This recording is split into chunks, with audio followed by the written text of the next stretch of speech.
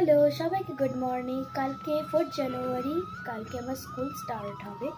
তো আজকে আমি আমার পেন্সিল বক্সটা গুছাতে হবে, একদম নোংরা হয়ে আছে।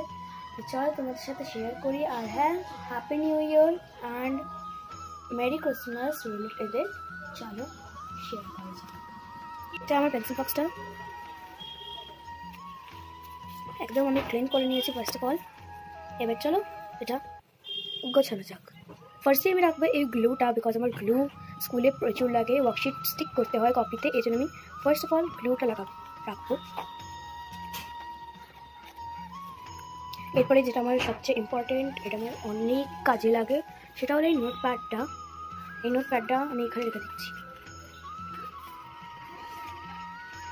এবার আমি আরেকটা জিনিস রাখবো, সবার পছন্দের জিনিস, কালার পেন্সিল।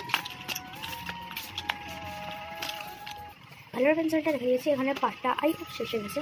এবার আমি রাখছি আমার সবচেয়ে ফেভারিট এখানের মধ্যে এই পেন্সিলটা, মেকানিক্যাল পেন্সিল। আর ডমস আমি অলওয়েজ প্যাকেট করেই রাখি।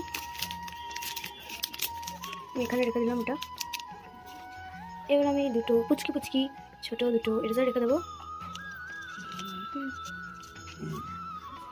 অফকোর্স এটা তো সবার লাগে, রুলার।